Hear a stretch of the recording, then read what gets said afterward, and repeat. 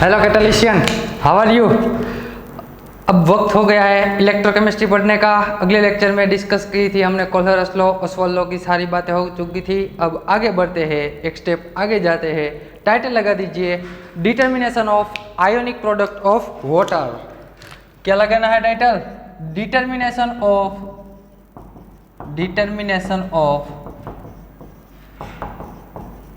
Ionic product of water. Ionic product of water. Ionic product of water. तो एक और बात मैं आपको बता दूं, हम ऐसा लिखते हैं pH plus POH is equal to 14 होता है, ये आपको मालूम है। अब मैं ये बता दूं pH is equal to POH is equal to 7। मैंने दोनों को सेम ले लिया, ध्यान से समझना, दोनों को मैंने सेम ले लिया। तो यहां से क्या लिख सकते हैं? pH इज इक्वल टू 7, यानी कि pH is equal to minus log H plus भी लिख सकते हैं। अरे हाँ भाई, लिख सकते हैं। मुझे सिर्फ H प्लस का कॉन्सेंट्रेशन चाहिए, तो ये जो नेगेटिव साइन है मैं लेफ्ट राइट हैंड साइड पे ले लूँ तो log H प्लस क्या हो जाएगा? -7। और हमने कल लिखा था यहाँ से मुझे सिर्फ H प्लस चाहिए, तो concentration of H plus is equal to, इसका बेस क्या है? 10। तो ये बेस यहाँ चला आएगा और यहाँ जो होगा वो ये बेस के पावर में चला जाएगा, यानी कि H प्लस का कॉन्सेंट्रेशन कितना हो गया? 10⁻⁻7। अभी हमें इसकी ज़रूरत पड़ेगी, तो यहाँ ऐसा भी लिख सकते हैं POH इज इक्वल टू 7 है, माइनस लॉग ऑफ OH का concentration is equal to 7, log of OH minus का concentration is equal to -7। Negative sign इस तरफ आ गया, तो सिर्फ OH माइनस का कॉन्सेंट्रेशन 10⁻⁻7, यानी कि क्या हो गया? यहाँ लिख लेता हूँ मैं, H प्लस का concentration is equal to OH minus का कॉन्सेंट्रेशन इज इक्वल टू 10⁻⁻7 आया है। ये बेसिक आपको मालूम है। चलो आगे बढ़ते हैं, इसको मैं हटा दूं।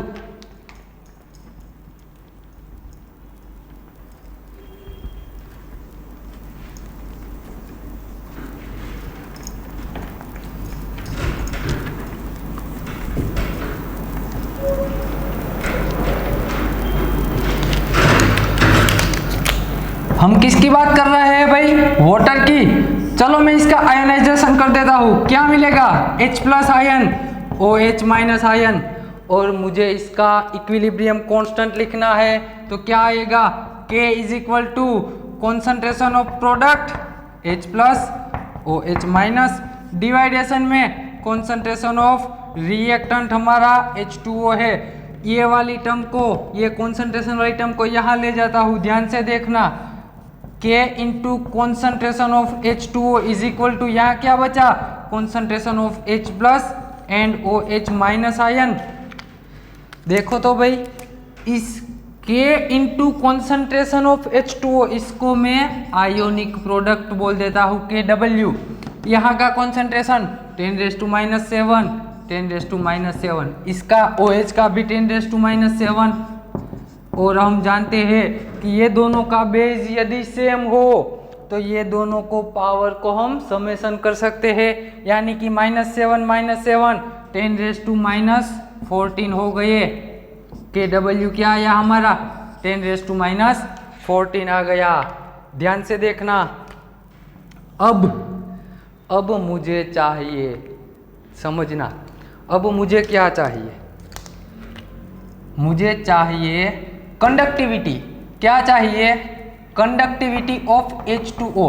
ये दोनों बातें अलग अलग आपको पता होनी चाहिए। ये आयोनिक प्रोडक्ट है। देखो यहाँ मैंने H2O का कॉन्सेंट्रेशन लिया है, यहाँ मैंने कॉन्सेंट्रेशन नहीं लिया। ये है हमारी कंडक्टिविटी। क्या है ये? ये है कंडक्टिविटी। यही लिख देता हूँ, कंडक्टिविटी ऑफ H2O, यही टाइटल लगा के लिखना, कंडक्टिविटी ऑफ H2O। तो H2O की कंडक्टिविटी क्या होगी? अरे भाई, एनायन की कंडक्टिविटी प्लस केटायन की, यानी कि H plus cation OH minus anion, ये दोनों को मिला दो तो कंडक्टिविटी ऑफ H2O आ जाएगा। यस, आ जाएगा। अब सोचो, ध्यान से देखना, लेमड़ा एम नोट क्या होता है? Lambda m is equal to, lambda m अभी डेल्यूशन नहीं किया तो लेमड़ा एम ही रखता हूं, कप्पा अपॉन सी। कप्पा यानी कंडक्टिविटी, सी यानी कॉन्सेंट्रेशन। अब ध्यान से देखना, मैं केटायन और एनायन दोनों की अलग अलग बात कर रहा हूं। किसकी? केटायन और एनायन दोनों की अलग अलग बात कर रहा हूं। तो यहाँ क्या आएगा? Lambda m is equal to lambda of H plus and lambda of Cl OH minus, यहाँ है तो OH माइनस आ गया। यदि ये दोनों की वैल्यू मैं निकाल लूँ, ये दोनों की वैल्यू यहाँ से निकाल लूँ, यहाँ पे रख दूँ, तो हमें H2O की मिल जाएगी molar conductivity, limiting conductivity of H2O। ये चाहिए, यहाँ H2O की ही लिखता हूँ, H2O हो गया। अब सोचो, इसके लिए ये दोनों आयन मुझे सेपरेट चाहिए, तो ये ऐसा लिख सकते हैं, lambda M H plus is equal to क्या आएगा? K of H plus into concentration of किसका आएगा भाई? यहाँ हमने H प्लस लिया तो H प्लस का कॉन्सेंट्रेशन आ जाएगा। ऐसा ही एनायन के लिए लिखो, lambda of OH minus ion is equal to K of OH minus ion upon OH minus ion आ गया। तो ध्यान से देखना, ये इक्वेशन नंबर 1 हो गया, ये इक्वेशन नंबर 2 हो गया। यहाँ लिखते हैं, मुझे चाहिए K of H plus ion. क्या चाहिए? K of H plus ion. तो ये वाली टर्म को मैं इनसे मल्टीप्लाई कर दूँ तो क्या आ जाएगा? Concentration of H plus into KH plus, अरे KH प्लस क्या आएगा? Lambda M H plus, lambda H plus. दूसरा मुझे चाहिए क्या? K of OH minus ion. OH minus ion की conductivity is equal to OH minus ion का concentration, lambda of OH minus ion. आई बात समझ में? ये दोनों इक्वेशन हमें मिल गए, यहाँ पे रख देते हैं। यदि यहाँ पे रख दो तो हमें वाटर की कंडक्टिविटी मिल जाएगी। चलो, इसकी ज़रूरत नहीं, अब इसको मैं हटा देता हूँ।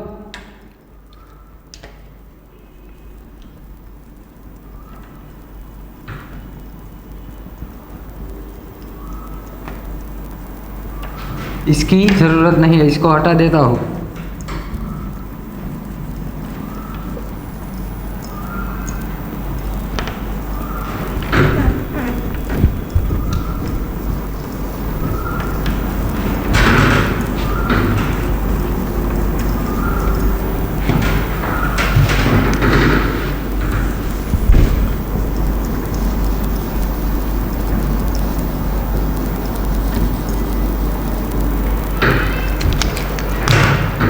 चलो यहाँ रख देते हैं K ऑफ H2O, यानी कि K ऑफ H प्लस का इक्वेशन, ये वैल्यू आ गई concentration of H plus into lambda of H plus. यहाँ K ऑफ OH माइनस, यहाँ का concentration of OH minus into lambda of OH minus आ गया। देखो तो भैया, ये दोनों का कॉन्सेंट्रेशन तो अभी हमने कहा था सेम है, यहीं रहा 10⁻⁷। और यहाँ मैं 10⁻⁷ नहीं लिख रहा हूँ, लेकिन इसके कॉन्सेंट्रेशन को भी C कह दूँ। हाइड्रोजन के H प्लस के कॉन्सेंट्रेशन को C बोल दिया, ये एज इट इज। इसके कॉन्सेंट्रेशन OH के कॉन्सेंट्रेशन को भी C बोल दिया। यहाँ क्या बचा? OH minus. दोनों में C कॉमन बाहर निकाल लो, क्या बचा? Lambda of H plus lambda of OH minus, bracket out of bracket C आ गया। यहाँ K ऑफ H2O की कंडक्टिविटी है ये। अब मुझे चाहिए C, यानी क्या है? कॉन्सेंट्रेशन। तो C इज इक्वल टू क्या आएगा? Conductivity of H2O divided by lambda m of H plus ion and lambda of OH minus ion.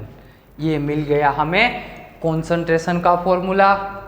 आगे इसकी ज़रूरत होगी, आपको एग्जाम में क्या दिया मिलेगा? ये दोनों की वैल्यू दे दी होती है और ये कंडक्टिविटी की वैल्यू H2O की दी होगी। आपको वहाँ से कॉन्सेंट्रेशन निकालना है, या तो दूसरा क्या पूछ सकते हैं, आयोनिक प्रोडक्ट पूछ सकते हैं।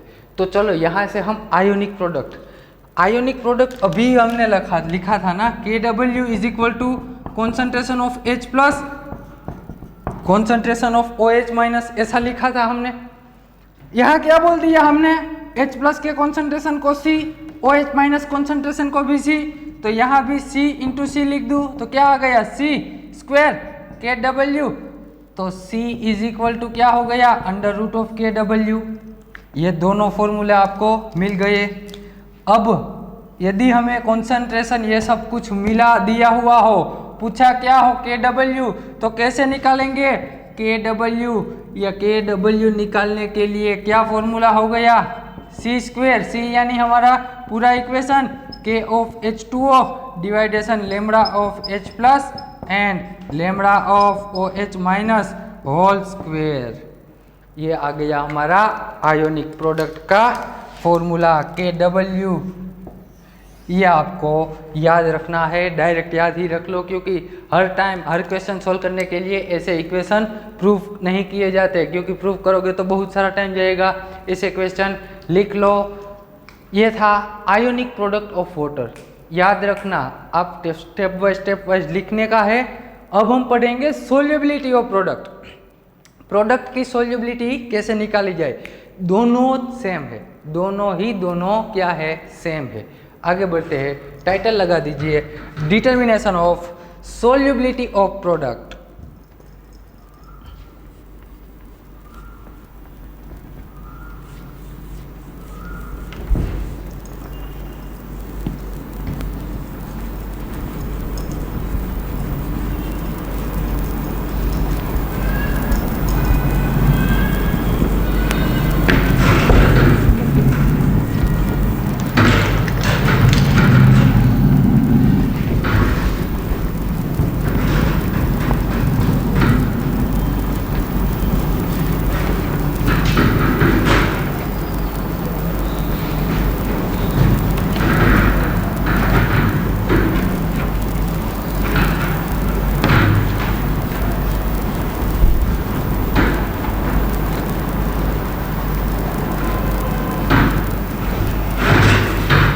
Determination of solubility of product. आपको टाइटल लगाना है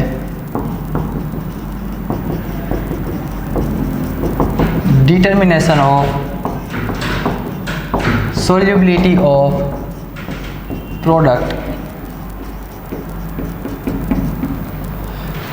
प्रोडक्ट की सोल्युबिलिटी कैसे निकाली जाए। तो सोल्युबिलिटी किसकी निकालेंगे, जो स्पेरिंगली सोल्यूबल सॉल्ट होगा। स्पेरिंगली यानी क्या बोलते हैं उसे, वीक इलेक्ट्रोलाइट होगा, समझना। स्पेरिंगली जो बहुत ही कम हमारे सोल्यूबल होता है, उसकी हम क्या निकालेंगे, सोल्युबिलिटी। तो कैसे निकालते हैं, पहले तो लिख लो, for sparingly soluble salt, sparingly soluble salt, AgCl की बात करते हैं। किसकी बात करते हैं, AgCl की। तो समझना भाई, इसकी हमें क्या निकालनी है, सोल्युबिलिटी।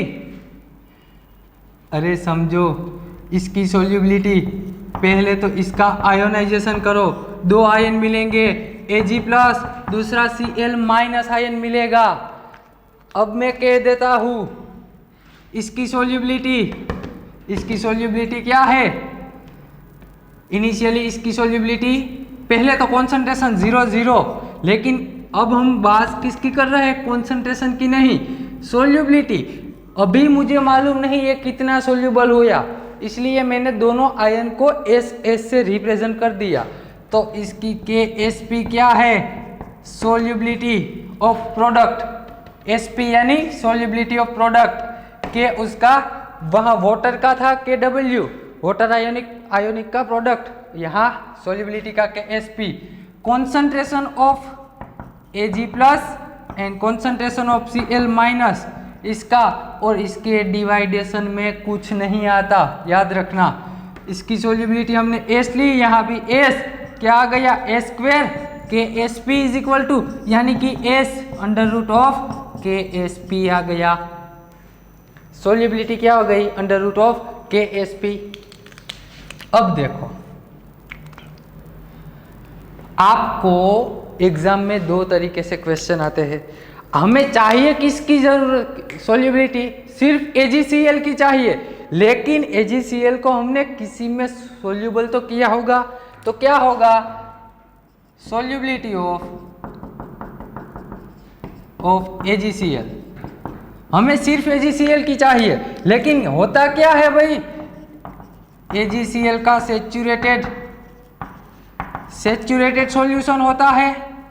AgCl का सेचुरेटेड सॉल्यूशन होता है, हम उसकी सोल्यूबिलिटी फाइंड करते हैं। लेकिन ये सेचुरेटेड सॉल्यूशन में होता क्या है एक्चुअली? एक तो AgCl होता है, दूसरा वाटर होता है। आई बात समझ में? ये दोनों को मिला के सेचुरेटेड सॉल्यूशन बनेगा, लेकिन हमें चाहिए तो सिर्फ और सिर्फ AgCl की सोल्यूबिलिटी। तो कैसे निकालेंगे AgCl की सोल्यूबिलिटी? यानी कि AgCl saturated solution minus of H2O यदि मैं कर दूं, तो हमें सिर्फ और सिर्फ AgCl की सोल्यूबिलिटी का पता चल जाएगा। आई बात समझ में? अब जैसा हमने आगे किया था अगले टॉपिक में आयोनिक प्रोडक्ट में, वैसा ही यहाँ करेंगे। पहले इसकी क्या निकालेंगे हम? पहले हम इसका निकालेंगे कंडक्टिविटी। तो चलो देखते हैं, इसकी कंडक्टिविटी निकालते हैं।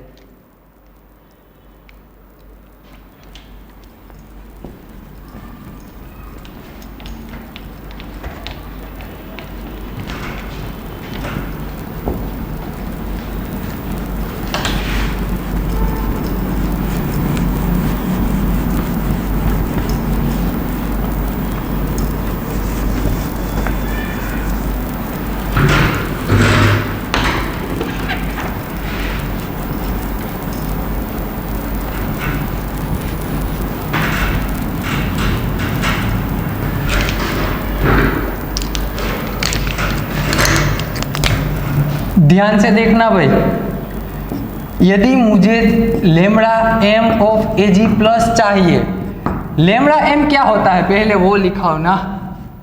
लेमड़ा m क्या होता है? कप्पा बाई सी। लेकिन मुझे सिर्फ केटायन का चाहिए, Ag प्लस का, तो क्या लिखेंगे? कंडक्टिविटी ऑफ Ag प्लस डिवाइडेशन में कॉन्सेंट्रेशन, यानी कि Ag प्लस का कॉन्सेंट्रेशन आ गया। आई बात समझ में? दूसरा क्या चाहिए हमें? AgCl है, यानी कि Cl माइनस की कंडक्टिविटी। तो मोलर कंडक्टिविटी Cl माइनस की क्या आएगी? तो conductivity of Cl minus upon concentration of Cl minus ion. यहाँ से मैं ऐसा लिख सकता हूँ कि यदि मुझे Kag प्लस चाहिए, ये कंडक्टिविटी चाहिए सिर्फ, तो ये वाली टर्म को यहाँ मल्टीप्लाई कर दो, तो क्या आएगा? कॉन्सेंट्रेशन ऑफ Ag प्लस और लेमड़ा ऑफ Ag प्लस। वैसा ही यहाँ आएगा K of Cl minus ion is equal to, इसको यहाँ मल्टीप्लाई कर दो, क्या आएगा? Cl माइनस आयन का concentration, lambda of Cl minus ion. ये दो इक्वेशन हमें मिल गई है। अब हम बात किसकी कर रहे हैं? कंडक्टिविटी ऑफ AgCl की। तो कंडक्टिविटी ऑफ AgCl क्या आएगा? Conductivity of Ag plus plus conductivity of Cl minus ion. अरे भाई ये दोनों इक्वेशन यहाँ पे रख दीजिए, तो क्या बन जाएगा? Ag प्लस का concentration, lambda of Ag plus, और यहाँ Cl माइनस का concentration, lambda of Cl minus ion. अब दोनों के कॉन्सेंट्रेशन को हमने सोल्यूबिलिटी S से रिप्रेजेंट किया था, तो यहाँ क्या लिखेंगे हम? S lambda of Ag plus plus यहाँ भी solubility lambda of Cl minus ion. दोनों में S कॉमन है तो निकाल लो S। यहाँ क्या बचा? ब्रैकेट में आएगा Ag plus plus lambda of Cl minus S K of AgCl। तो यहाँ से सोल्यूबिलिटी S क्या मिल गई? K ऑफ AgCl डिवाइडेशन में लेमड़ा ऑफ Ag प्लस और लेमड़ा ऑफ Cl माइनस। ऐसा ही अगले में आया था। यहाँ क्या था? कॉन्सेंट्रेशन था, वहाँ H2O था, तो H प्लस और OH माइनस था। वो हम वाटर की बात कर रहे थे, यहाँ हम AgCl की बात कर रहे हैं। तो ये फॉर्मूला आ गया हमारा किसका, सोल्यूबिलिटी का। लेकिन चलो इससे पहले लिख लो, मैं इसको हटा देने वाला हूँ।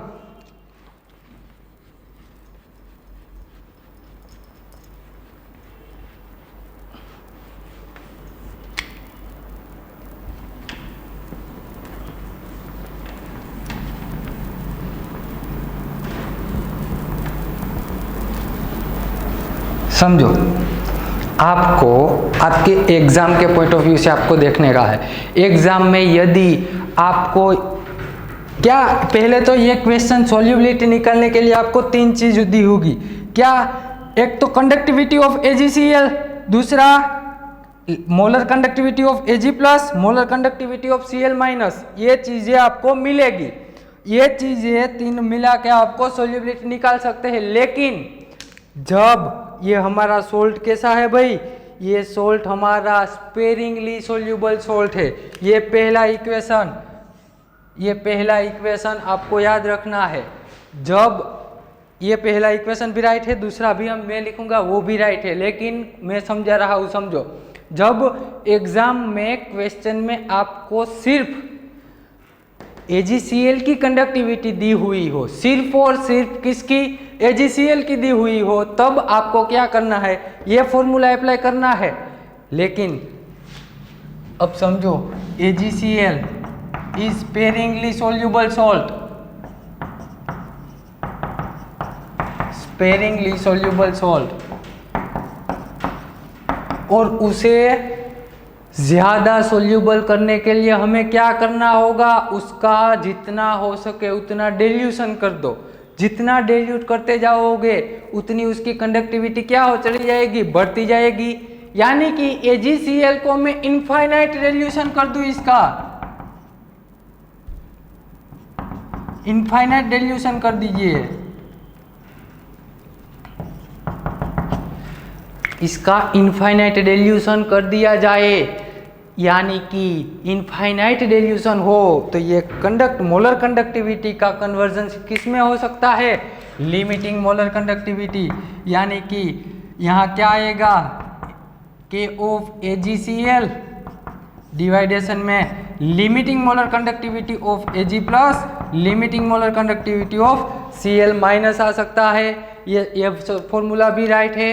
अब समझना, ये दोनों फॉर्मूले में वो आपको पता चल जाएगा। आपको या तो लिमिटिंग मोलर कंडक्टिविटी दी होगी या तो कंडक्टिविटी दी होगी, उसमें कोई दिक्कत नहीं आएगी। लेकिन दिक्कत कहाँ आएगी, जब आपको एग्जाम में H2O की कंडक्टिविटी दी मिले। समझना क्या बोल रहा हो, H2O की कंडक्टिविटी दी मिले, तब आपको ये AgCl में से वो H2O की कंडक्टिविटी को रिमूव करना होगा। आई बात समझ में। जब आपको H2O की कंडक्टिविटी क्वेश्चन में मिले तो उसका कंसीडर करने का है। लेकिन जब आपको H2O की कंडक्टिविटी ना नजर आए तो आपको ये फॉर्मूला अप्लाई करना है, जब आए तो ये फॉर्मूला अप्लाई करना, कुछ चेंज नहीं है। AgCl में से H2O की कंडक्टिविटी हम रिमूव कर देंगे तो हमें सिर्फ क्या मिल जाएगी, AgCl की मिल जाएगी। ये दोनों फॉर्मूले क्वेश्चन पे डिपेंडेंट है, कैसा क्वेश्चन पूछा गया है। यदि आपको H2O की कंडक्टिविटी नहीं मिली, ये फॉर्मूला अप्लाई करो। कंडक्टिविटी दी हुई H2O की, तो ये फॉर्मूला अप्लाई करो। हम क्वेश्चन देखते हैं, ये लिख लेना। हमें चाहिए क्या, solubility.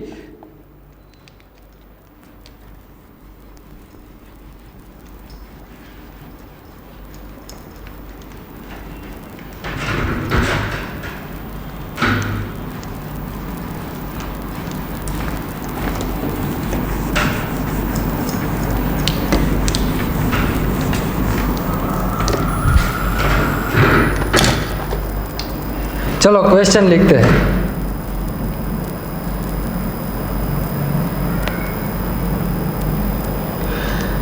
December 2018 net 4 marks, December 18। The conductivity of water and saturated solution of sparingly soluble salt AB2. The conductivity of water फिर से रिपीट करता हूँ, क्वेश्चन लिख लो। The conductivity of water and sparingly soluble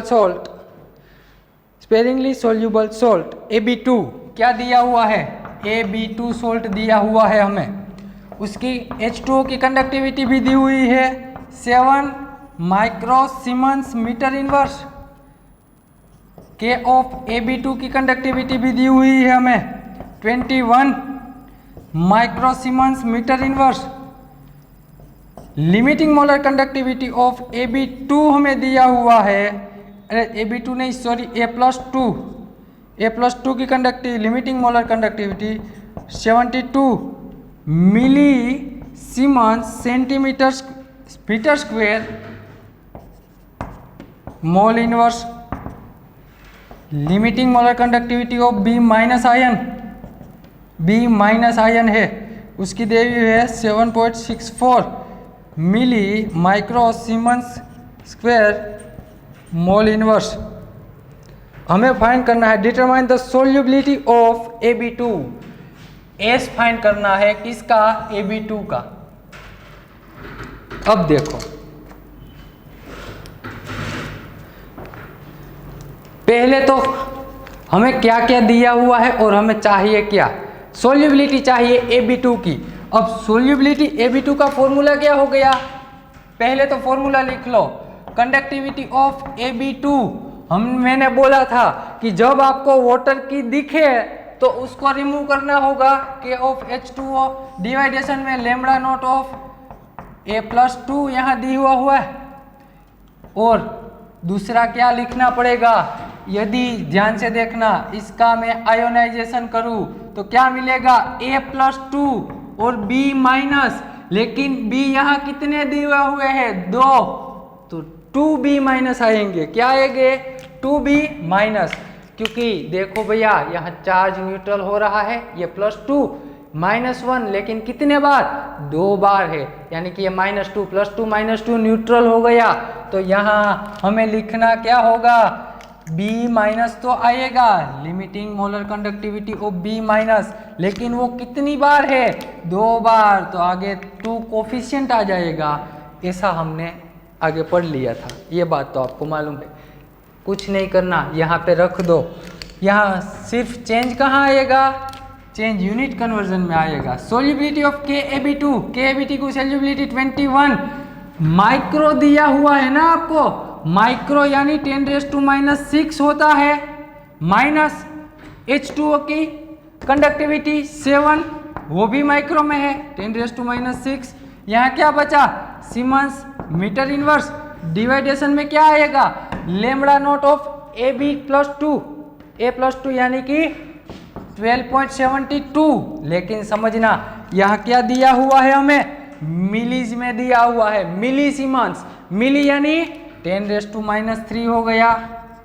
और इसका एडिशन ये 2 as it is लिख दिए मैंने, इसकी क्या वैल्यू आएगी 7.64 इंटू 10⁻³ लेकिन ये मिली का कन्वर्जन तो हमने कर दिया, बाकी क्या बचा siemens metre square mole inverse. यहाँ देखो तो भाई 10⁻6 दोनों में कॉमन 21 - 7 इंटू 10⁻6।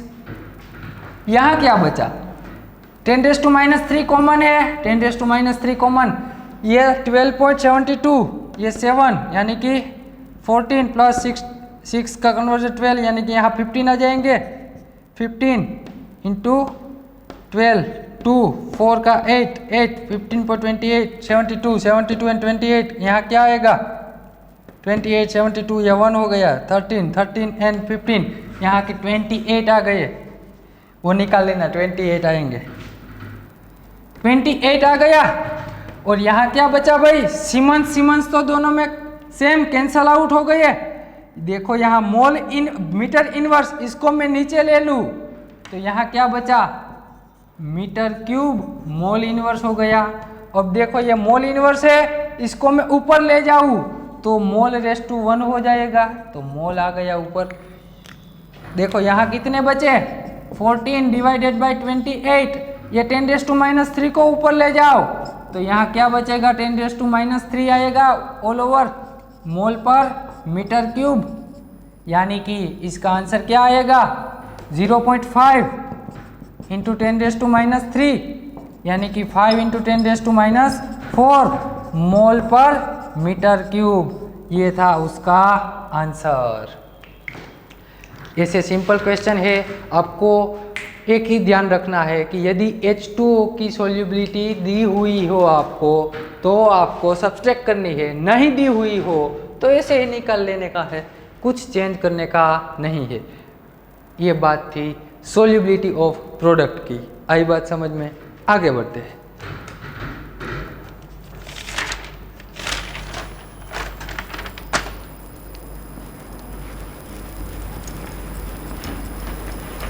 ये नेट का 4 मार्क्स का क्वेश्चन था।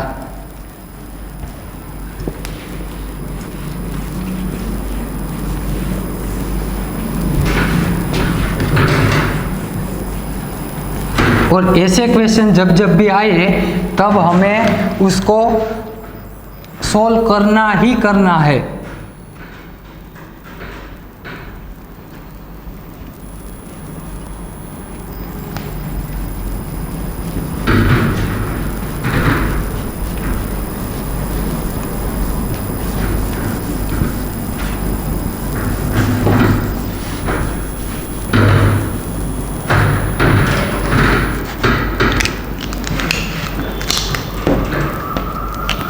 बात करते हैं ट्रांसपोर्ट नंबर की। ट्रांसपोर्ट नंबर क्या है? ट्रांसपोर्ट नंबर समझना, हम इसके डिटेल में जाएंगे तब आपको पता चलेगा कि ट्रांसपोर्ट नंबर है क्या। लिखो यहां पहले fraction of the current, fraction of the current out of total current, out of total current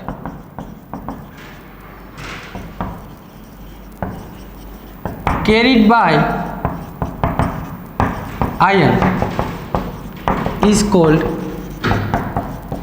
transport number. इसे क्या कहते हैं? Transport number. मालूम है मुझे, कुछ आपको पता नहीं चला, लेकिन इसका फॉर्मूला क्या होता है?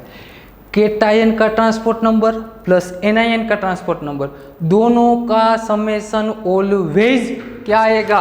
1 आएगा। Transport number of cation plus transport number of anion, ये दोनों का समेशन ऑलवेज क्या आएगा? 1 ही आएगा। और याद रखना ट्रांसपोर्ट नंबर, दूसरी लाइन लिख लेना, ट्रांसपोर्ट नंबर इज, क्या लिखने का है? Transport number is dimensionless, dimensionless. समझाता हूँ अभी आपको, अभी थोड़ी ही समय में पता चल जाएगा ट्रांसपोर्ट नंबर क्या है। ट्रांसपोर्ट नंबर इज डायमेंशनलेस, ये बात याद रखना। केटायन और एनायन दोनों को मिला के ट्रांसपोर्ट नंबर का आंसर ऑलवेज 1 आएगा। आगे बढ़ते हैं।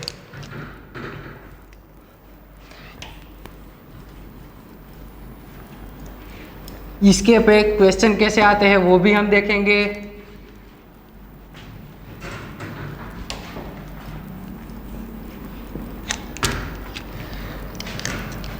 मैं बात कर रहा हूं ट्रांसपोर्ट नंबर सिर्फ केटायन की, अभी बात कर रहा हूं किसकी?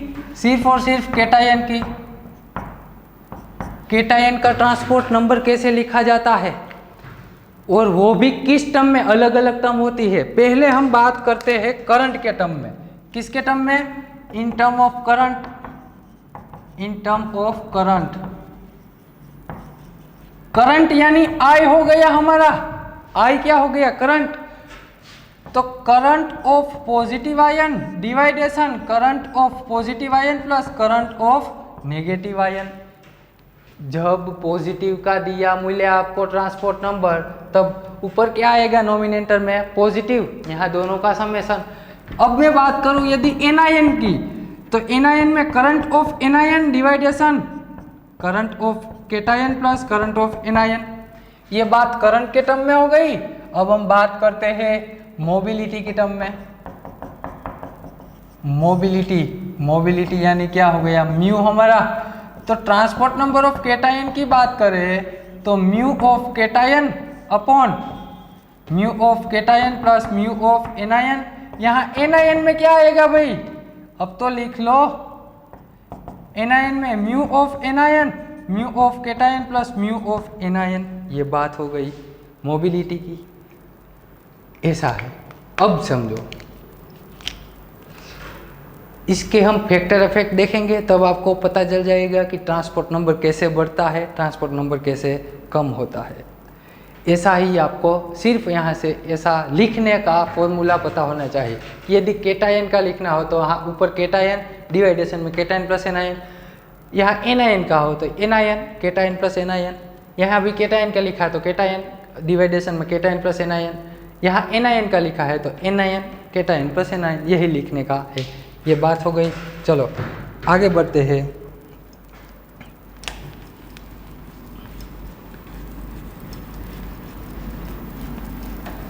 अरे एक और अभी हमें इसकी ज़रूरत होगी। यदि मुझे मोलर कंडक्टिविटी की टर्म में लिखना है, मोलर कंडक्टिविटी यानी कि लेमड़ा एम, तो यदि मुझे केटायन का ट्रांसपोर्ट नंबर मोलर कंडक्टिविटी की टर्म में लिखना हो तो conductivity of cation plus conductivity of anion. यहाँ एनायन में क्या आएगा, conductivity of anion conductivity of cation plus conductivity of anion. एक बार बता दूं, ये बहुत ही इजी क्वेश्चन यहाँ से आते हैं, बहुत ही इजी। सिर्फ आप सब कुछ दिया होता है आपको आसानी से क्वेश्चन सोल्व करने के, लेकिन इसके क्वेश्चन सोल्व करने में थोड़ा लॉजिक लगाना होता है, थोड़ा। इसके बहुत बड़े कोई भी कॉम्प्लिकेटेड एग्जाम्पल नहीं है या कॉम्प्लिकेटेड इसका फॉर्मूला नहीं है। केटायन डिवाइडेशन में केटायन प्लस एनायन, एनायन का हो तो एनायन डिवाइडेशन में केटायन प्लस एनायन, ये तो सभी के सेम आएंगे। सिर्फ यहाँ केटायन हो ये सेम ऊपर आएंगे, यदि एनायन का हो तो यहाँ एनायन आएंगे। यही आपको याद रखना है। इसकी ये दोनों की हमें ज़रूरत होगी, इसलिए याद रख लीजिएगा।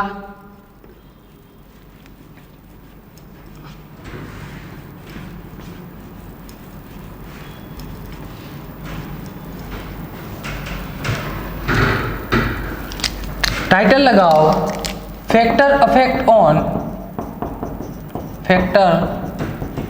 Affected on transport number. उसमें पहला लगाओ साइज ऑफ आयन, मेरे साथ ही लिखते जाओ, समझना। Smaller the ion higher the velocity,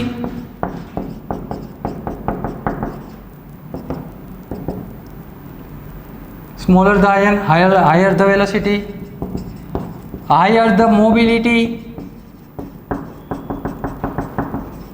अरे higher the conductance and higher the transport number। समझना, ट्रांसपोर्ट नंबर। एग्जाम्पल लेके समझाता हूं। हाइड्रोजन, ये केटायन की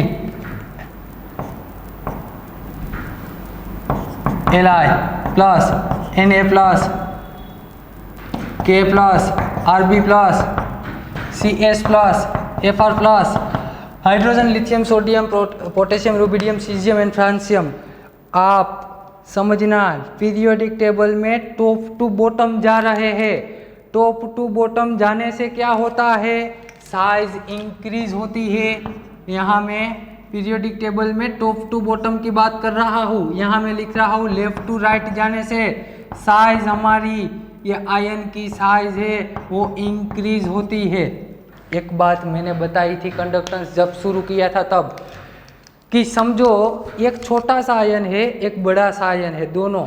मैं सोडियम, लिथियम और सोडियम की बात कर रहा हूँ, हाइड्रोजन और सोडियम। यहाँ मैंने हाइड्रोजन ले लिया, यहाँ सोडियम ले लिया। ये दोनों क्या है, केटायन है, H प्लस है, ये Na प्लस है। अब मैं इसकी बात कर रहा हूँ इसकी मोबिलिटी की। मोबिलिटी क्या है, मोबिलिटी यानी कि दोनों आयन हमारे सॉल्यूशन में कहीं पे भी घूमे, उसकी घूमने की टेंडेंसी को हम क्या बोलते हैं, उसकी मोबिलिटी। अब समझो छोटा आयन होगा वो बड़ी स्पीड के साथ कहीं पे भी घूमेगा, कहीं पे भी जा सकता है, उसकी स्पीड भी ज़्यादा होगी। विथ रिस्पेक्ट टू बड़े आयन के कंपैरिजन छोटे आयन के साथ करें तो ये कह सकते हैं कि ये छोटे आयन की मोबिलिटी बड़े आयन से ज़्यादा होगी। बड़े आयन आसानी से, उसकी साइज ज़्यादा है इसीलिए वो आसानी से कहीं घूम नहीं सकेगा, यानी कि छोटे आयन की मोबिलिटी ज़्यादा होगी, बड़े आयन की मोबिलिटी कम होगी, यही बात है। और हमने देखा था, और यहाँ क्या लिखा है, यहाँ एक और नोट करके लिख लो तो भाई, note transport number is directly proportional to mobility, is directly proportional to conductance, is directly proportional to velocity. जब आपकी मोबिलिटी, आयन की मोबिलिटी बढ़ने लगेगी तो आपका ट्रांसपोर्ट नंबर भी क्या होगा, बढ़ेगा। आपकी मोबिलिटी यानी कि स्पीड ना, आयन की एक जगह से दूसरे जगह जाने की टेंडेंसी को ही हम मोबिलिटी बोलते हैं। तो यहाँ क्या लिखा, यहाँ हाइड्रोजन और सोडियम की बात की तो ये दोनों में मोबिलिटी किसकी ज़्यादा है, हाइड्रोजन की। यदि हाइड्रोजन की मोबिलिटी ज़्यादा हो तो ये दोनों के ट्रांसपोर्ट नंबर में से किसका ट्रांसपोर्ट नंबर ज़्यादा आएगा, हाइड्रोजन का ट्रांसपोर्ट नंबर ज़्यादा आएगा।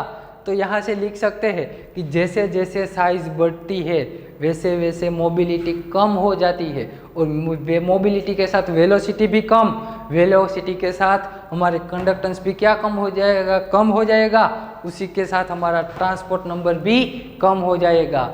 तो यह बात याद रखनी है, जैसे जैसे मोबिलिटी बढ़ती है वैसे आपका ट्रांसपोर्ट नंबर भी बढ़ेगा।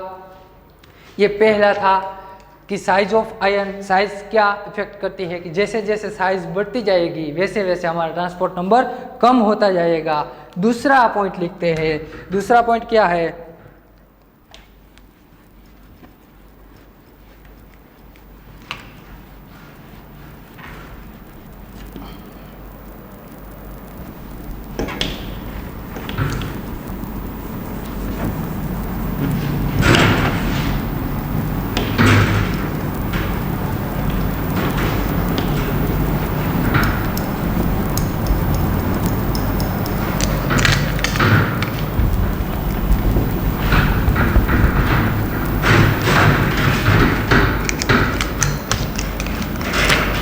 दूसरा पॉइंट लिखो, effect of adjacent ion, adjacent ion.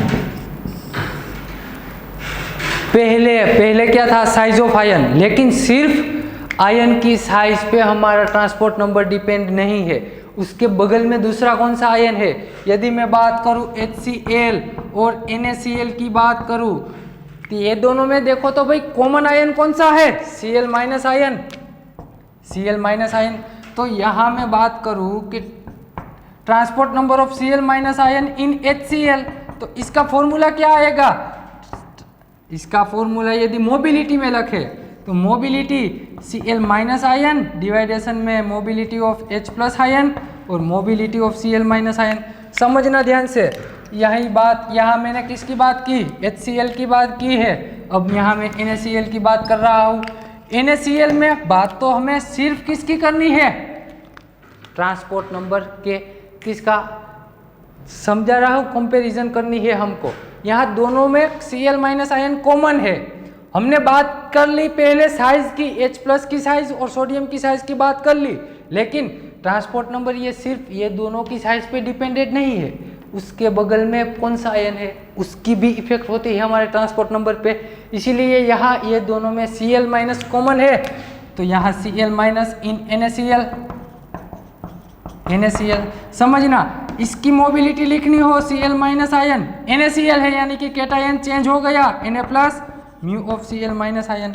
अब देखो, अब मैं आपसे क्वेश्चन करूँ ट्रांसपोर्ट नंबर ऑफ किसका ज़्यादा होगा, NaCl का या ट्रांसपोर्ट नंबर ऑफ HCl का, ये दोनों में से ट्रांसपोर्ट नंबर किसका ज़्यादा होगा। अब समझो, यहाँ तो ये सब तो कॉमन है, देखो तो ये Cl भी कॉमन, ये Cl भी कॉमन, बाकी क्या बचा, H प्लस आयन, यहाँ क्या बचा, Na प्लस आयन।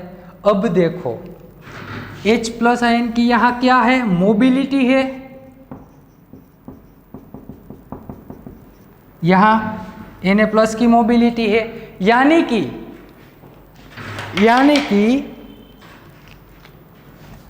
देखो यहाँ Cl- आयन का लिख रहे हैं इन NaCl, और यहाँ भी Cl- का इन HCl।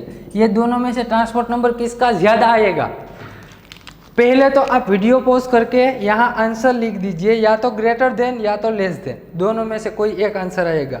इसका ज़्यादा होगा या तो इसका। पहले वीडियो पॉज करके खुद ट्राई कीजिए, अब मैं समझा रहा हूँ, समझो। यहाँ H+ की मोबिलिटी Na+ से इसकी मोबिलिटी ज़्यादा हो गई, यानी कि ये वैल्यू हायर है ना। यहाँ देखें तो ये वैल्यू हायर है। ये दोनों की ही मैं कंपैरिजन कर रहा हूँ, सिर्फ ये दोनों की। यहाँ ये भी मोबिलिटी है, लेकिन ये मोबिलिटी कैसी है भाई? लोअर मोबिलिटी है। अब समझो डिनोमिनेटर यदि हायर हो जाए तो ये पूरी टर्म का आंसर कितना आएगा? पूरे टर्म का आंसर लोअर आएगा, क्योंकि डिनोमिनेटर हायर हो गया। यहाँ डिनोमिनेटर लोअर है तो ये पूरी टर्म का आंसर क्या आएगा? हायर आएगा। ये पूरी टर्म का आंसर हायर आएगा, यानी कि Cl- का ट्रांसपोर्ट नंबर NaCl में ज्यादा होगा। तो हमारा आंसर क्या आएगा? हमारा आंसर आएगा ग्रेटर देन Cl- इन NaCl। NaCl में Cl- का ट्रांसपोर्ट नंबर ज़्यादा होगा। फिर से बता रहा हूँ, पहले हमने क्या डिस्कस किया? साइज जैसी बढ़ेगी मोबिलिटी कम होगी, ट्रांसपोर्ट नंबर कम होगा।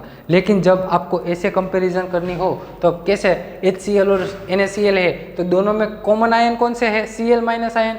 मैंने दोनों में कॉमन आयन anion का टर्म लिख ली इन टर्म ऑफ मोबिलिटी, यहाँ पे भी मोबिलिटी लिख ली। अब मुझे पता करना है कि ये Cl- आयन का और ये Cl- आयन, ये HCl का है और ये NaCl का है। अब ये दोनों में से किसका ट्रांसपोर्ट नंबर ज़्यादा होगा? उसके लिए मुझे मोबिलिटी में देखना होगा। मोबिलिटी हाइड्रोजन की ज़्यादा है H+ की, यानी कि डिनोमिनेटर में H+ की मोबिलिटी ज़्यादा हो गई तो ये पूरी टर्म लोअर हो गई। यहाँ ये लोअर है तो ये पूरी टर्म हायर हो गई। यहाँ से पता लगा सकते हैं कि Cl- की NaCl में ट्रांसपोर्ट नंबर ज़्यादा हो गई। चलो अब इसके पे एग्जाम्पल देखते हैं, आगे बढ़ते हैं। और ये एग्जाम्पल बहुत ही ईजी है, थोड़ा बहुत लॉजिक लगाना है, वो आपको मैं सिखा दूंगा कैसे इसके क्वेश्चन सोल्व करते हैं।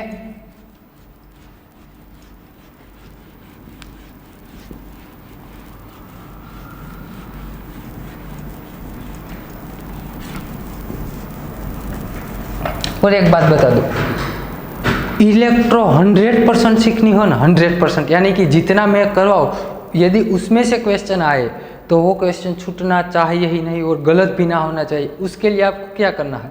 कुछ नहीं करना, सिर्फ आज आपने पढ़ा लेक्चर में, आपने नोट्स बनाए, शाम को सोते वक्त वो नोट्स सिर्फ 10 मिनट पढ़ लीजिए, सिर्फ 10 मिनट, बिना पेन छुए। आपको बुक्स आज पढ़नी है।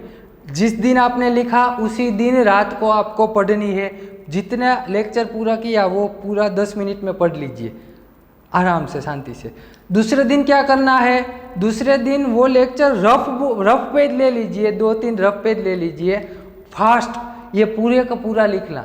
अब दूसरी बार आपको क्या होगा, जब मैं क्वेश्चन सोल्व करवा रहा हूँ वो क्वेश्चन नहीं लिखने का, डायरेक्ट आपको उसका सॉल्यूशन करने का है, ताकि आपको स्पीड भी आएगी। इतना पहली बात, जो टाइम ये पूरा लेक्चर लिखने में आपको जो पहले दिन टाइम लगेगा उससे आधा टाइम दूसरे दिन लगेगा। मान लीजिए आज आपने 1 आवर का टाइम दिया है, इलेक्ट्रोकेमिस्ट्री में 1 आवर आपने इन्वेस्ट किए हैं, तो कल आपको हाफ एन आवर ही होगा। तीसरे दिन क्या होगा? 50 मिनट, ओनली 15 मिनट, 15 मिनट में आप पूरा इलेक्ट्रोकेमिस्ट्री का लेक्चर कंप्लीट कर लोगे। सिर्फ 3 दिन ये करने का है। आज का लेक्चर, यानी कि मैं पहले लेक्चर की बात कर रहा हूँ, पहला लेक्चर आपने पहले दिन देख लिया, फर्स्ट डे बुक्स में लिख लिया। दूसरे दिन क्या करने का है? दूसरे दिन ये सिर्फ 30 मिनट पढ़ाई करनी है with rough page, rough book में आपको ये सारे एग्जाम्पल फास्ट सोल्व कर लेने हैं। ये दूसरे दिन की बात हो गई। तीसरे दिन क्या करना है? 15 मिनट में सारे क्वेश्चन सोल्व कर लो, जितने क्वेश्चन है वो सोल्व कर लो। चौथे दिन आपको सब कुछ आ गया होगा, लेकिन ये पहला, दूसरा और तीसरा दिन, तीनों दिन आपको पहला लेक्चर करना ही होगा। ये मैं सिर्फ पहले लेक्चर की बात कर रहा हूँ, दूसरा तो जो आएगा वो तो करना ही होगा। दूसरे दिन जो दूसरा लेक्चर आता है वो तो करना ही है, लेकिन ये पहला लेक्चर 3 दिन तक करना है। चौथे दिन ये पहला लेक्चर कंप्लीट हो जाएगा, अप टू डेट आपको देखना ही नहीं पड़ेगा। फिर आ गया दूसरा लेक्चर। दूसरा लेक्चर को आपने पहले दिन देख लिया, दूसरे दिन उसका रफ में लिखिए, तीसरे दिन भी रफ में लिखिए, इसके 3 दिन कंप्लीट, ये भी आपका 100% हो जाएगा। जो लेक्चर 2 है वो आपको 100% आ जाएगा, उसमें हमने जो सीखा है वो भी आपको आ जाएगा। ऐसा सभी लेक्चर को 3-3 दिन देखने का है, 3-3 दिन सभी लेक्चर को देखने का है सिर्फ। फिर चौथे दिन तो आपको देखने की ज़रूरत नहीं होगी, आप आंख बंद करोगे ना, आंख बंद, फिर भी आपको दिखेगा ये रहा नल्स इक्वेशन, ये रहा वो, ये रहा इलेक्ट्रोकेमिकल सेल, सब कुछ आपको वैसे क्या वैसा दिखेगा जैसा आपकी बुक्स में है। लेकिन उसके लिए आपको 3 दिन देना होगा, एक लेक्चर को 3 दिन देना होगा, और देना ही है, क्योंकि इलेक्ट्रोकेमिस्ट्री में से बहुत ईजी क्वेश्चन आते हैं। भले ही ये थोड़ा लंबा हो, लेकिन बहुत ही ईजी क्वेश्चन आते हैं। जैसे क्वेश्चन आए उसके इलेक्ट्रोकेमिस्ट्री में से 8 से 12 मार्क्स के क्वेश्चन आते हैं। 12 मार्क्स नेट जीआरएफ करने के लिए बहुत ही बड़े होते हैं। ये आप तभी पता चलेगा जब आप एक बार एग्ज़ाम दोगे, तब आपको मालूम हो जाएगा ये मार्क्स कितने इम्पोर्टेंट है।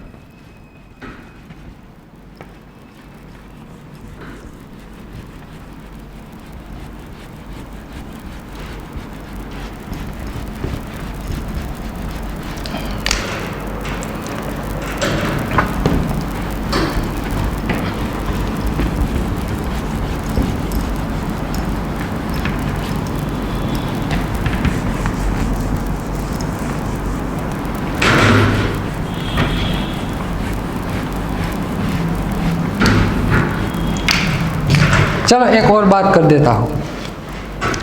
यदि कभी कभी एग्जाम में हमें इनफाइनाइट डिल्यूशन दे के ट्रांसपोर्ट नंबर के क्वेश्चन पूछे जाते हैं, क्या पूछे जाते हैं, इनफाइनाइट डिल्यूशन होके, तो अब क्या करना है? अरे भाई कुछ नहीं करने का, कुछ नहीं करने का। हमने केटायन का ट्रांसपोर्ट नंबर कैसा लिखा था? इन टर्म ऑफ करंट में लिखे, करंट में लिखे तो cation anion plus cation, mobility में लिखे तो क्या आएगा? Mobility of cation plus mobility of anion. In term of molar conductivity में लिखे, molar conductivity of cation plus molar conductivity of cation plus molar conductivity of anion. ये simple बात थी। लेकिन आप जब आपको कह दे एट इनफाइनाइट डिल्यूशन, कब? एट इनफाइनाइट डिल्यूशन, तब क्या करने का है? आपको मालूम है यहाँ नोट लिखने का है। नोट यानी 0 लिखने का है, सभी जगह 0 लिख दो। ये हो गया आपका इनफाइनाइट डिल्यूशन का फॉर्मूला। अब देखो मैं यहाँ की बात कर रहा हूँ, lambda m nought is equal to क्या लिख सकते हैं भाई? लेमड़ा, ये हमने केटायन ये फॉर्मूला लिखा था, lambda m not of anion. अरे हाँ ना बोल भाई, यस हमने लिखा था, मुझे मालूम है लिखा था। तो यहाँ इसको ऐसे भी लिख सकते हैं, lambda m not of cation plus lambda m not of anion. ये दोनों को मिला के तो आ गया हमारा lambda m not 0 limiting molar conductivity. तो यहाँ मैं लेमड़ा एम लिख देता हूँ, तो ट्रांसपोर्ट नंबर ऑफ केटायन क्या हो जाएगा? Transport at infinite dilution, lambda naught of infinite dilution cation का, बाद में आएगा infinite molar conductivity, limiting molar conductivity. यही बात हमें एनायन की लिखनी हो एट इनफाइनाइट डिल्यूशन, तो conductivity, limiting conductivity of anion in division molar conductivity, limiting molar conductivity आ जाएगी एनायन की। ये बात है, ये बात आपको याद रखने की है। अब इसका एग्जाम्पल देखते हैं।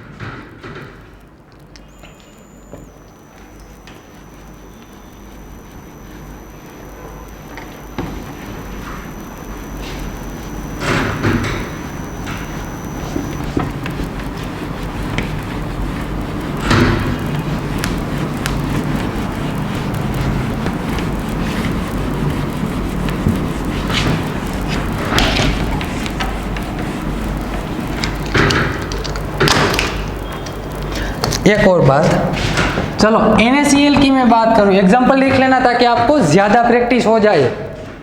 आप प्रैक्टिस करोगे क्यों नहीं, मैं यहाँ ही लेक्चर में ही इतनी प्रैक्टिस करवा दूंगा आपको। चलो मुझे इसका ट्रांसपोर्ट नंबर लिखने का है, ट्रांसपोर्ट नंबर ऑफ Na+ का लिखने का है एट इनफाइनाइट डिल्यूशन। तो क्या लिखना होगा, इन टर्म ऑफ मोबिलिटी या तो in term of molar conductivity.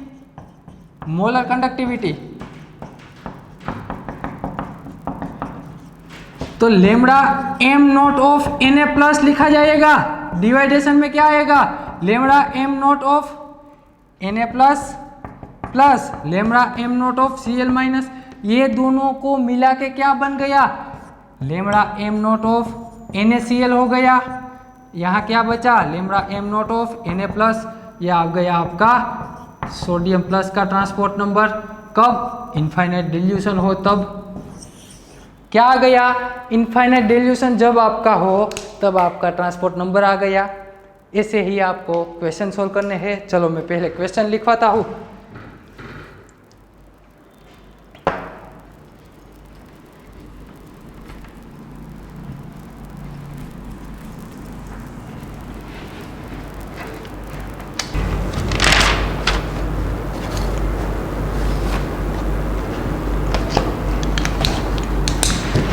चलो क्वेश्चन सोल्व करते हैं, ट्रांसपोर्ट नंबर के क्वेश्चन सोल्व करते हैं। आपको क्या दिया हुआ है, क्वेश्चन लिखिए। If the transport number of Na+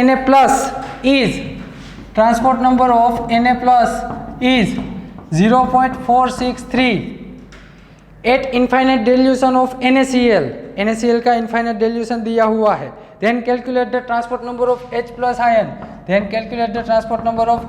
ion in the dilute solution of HCl के डेल्यूट सॉल्यूशन में आपको फाइंड करना है।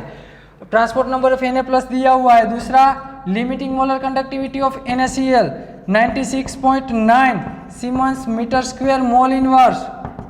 तीसरा, limiting molar conductivity of HCl दिया हुआ है 192। इतना आपको दिया हुआ है। अब समझो, मैं हिंट दे रहा हूं, आपको क्वेश्चन खुद सोल्व करना है।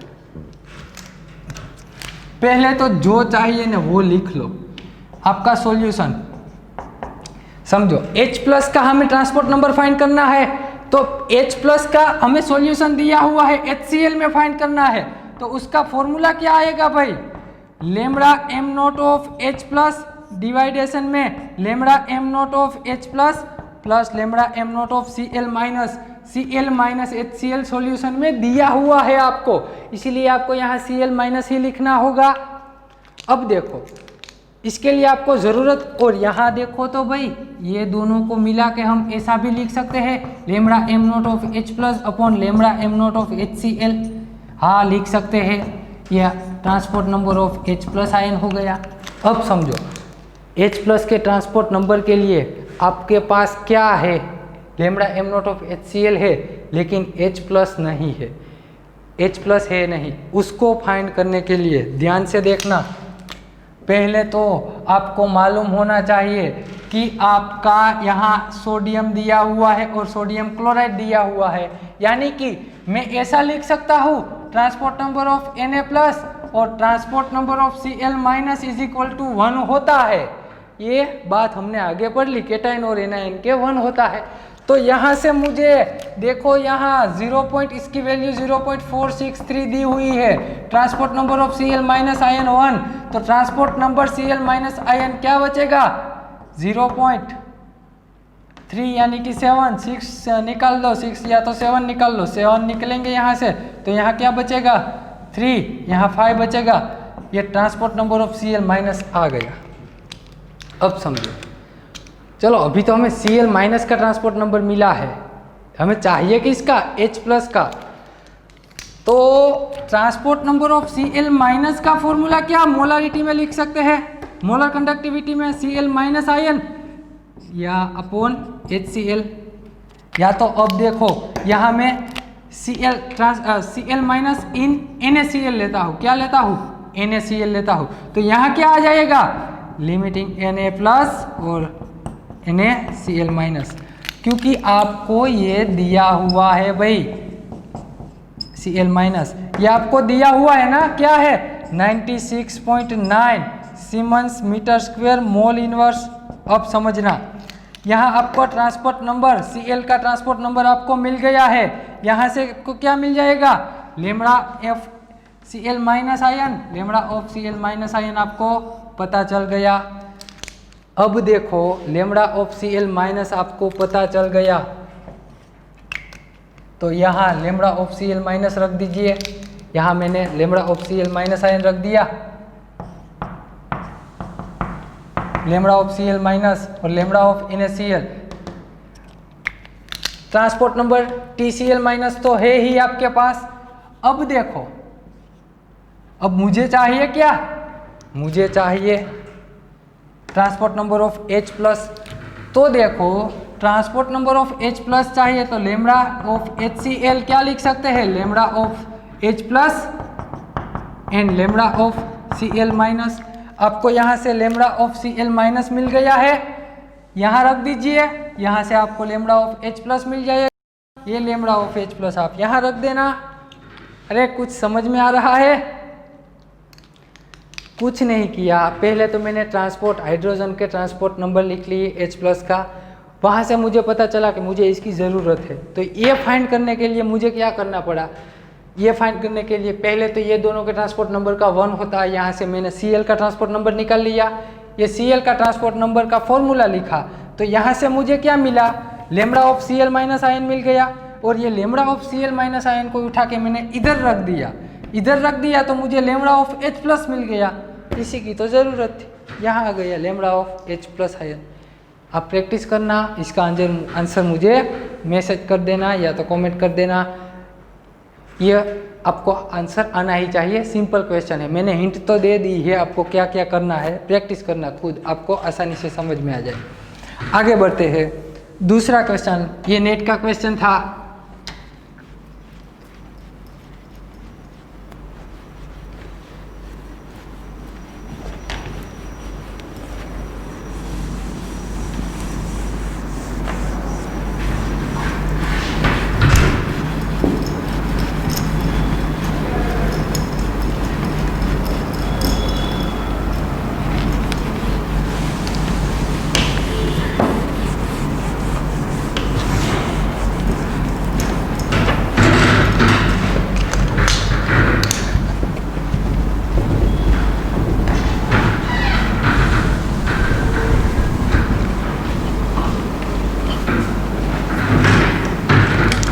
चलो दूसरा क्वेश्चन लिखो।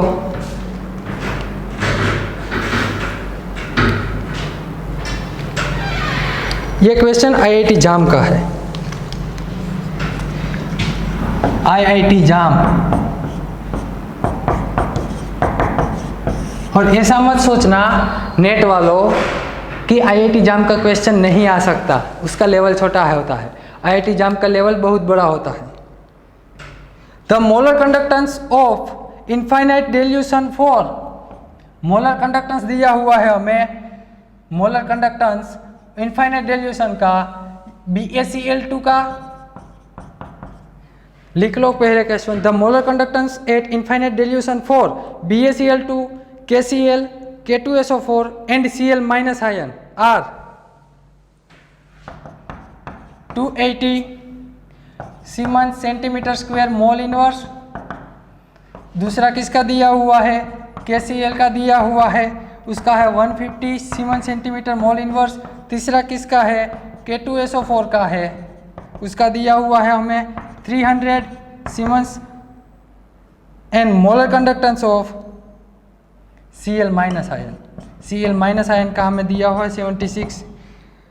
Calculated transport number of BaCl2, transport number of BaCl2, Ba+2 का ट्रांसपोर्ट नंबर फाइंड करना है इन BaSO4 सॉल्यूशन में, BaSO4 सॉल्यूशन में इसका ट्रांसपोर्ट नंबर हमें फाइंड करना है।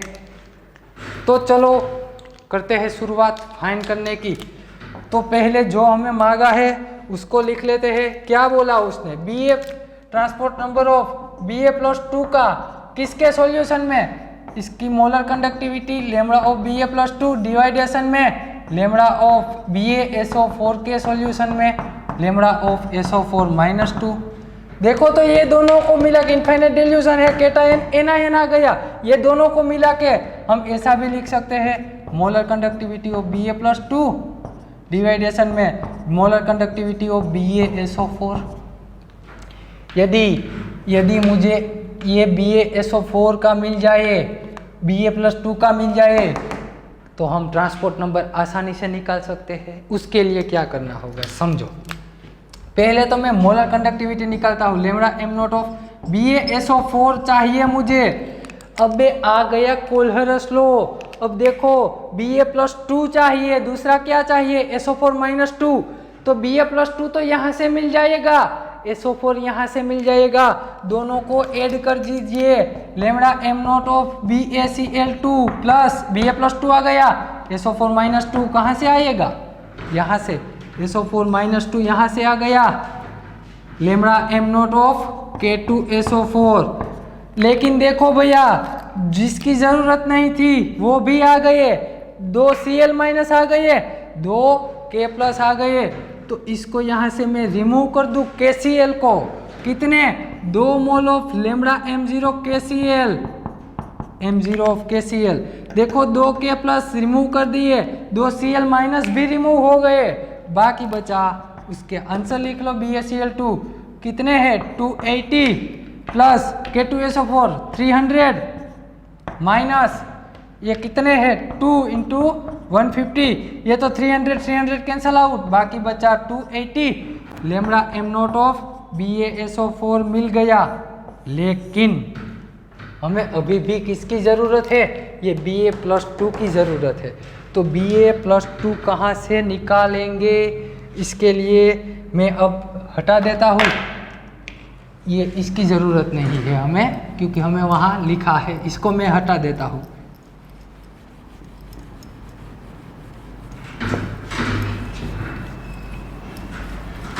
चलो ये तो मिल गया हमें ये चाहिए। अब देखो तो भैया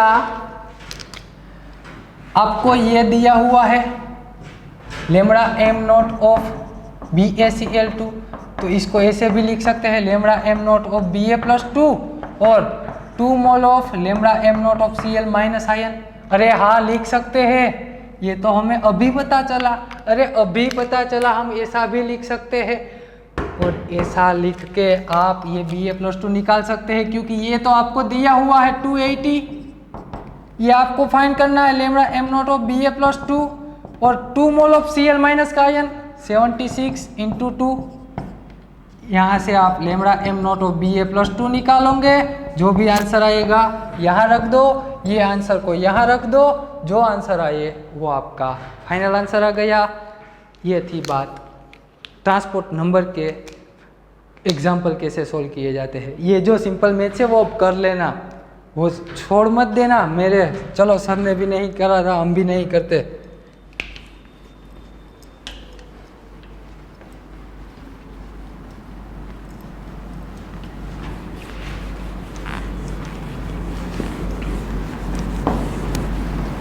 और एक बात बता दूं, कोई टेंशन लेके मत पढ़ना कि चलो नेट नहीं होगी तो क्या होगा या नहीं होगी। बिना टेंशन के ही पढ़ाई होती है, टेंशन के साथ कभी भी पढ़ाई नहीं होगी। जितना हो सके आराम से रिलैक्स होके बिंदास पढ़िए, कोई टेंशन नहीं, बिंदास मेहनत करो। वो आगे की सोचो ही मत कि नेट नहीं होगी तो क्या होगा, कि नेट या गेट पास हम क्वालिफाई नहीं कर सकेंगे तो क्या करेंगे, ऐसा सोचना ही है। नेगेटिव सोचना ही नहीं है, ऑलवेज पॉजिटिव रहना है हमें। सिर्फ और सिर्फ मेहनत पे फोकस करना है। अभी तो यार एग्जाम की डेट नहीं आई और आप टेंशन ले रहे हो नेट नहीं होगी तो क्या होगा।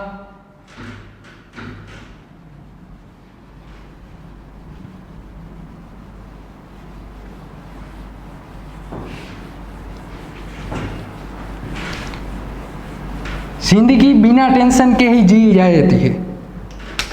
जितना टेंशन लोगे, और एक बात बता दो, टेंशन अभी से आपने लेना शुरू कर दिया तो क्या आपकी नेट निकल जाएगी? ऐसा तो नहीं कि जितना ज़्यादा टेंशन लोगे वैसे नेट निकलेगी।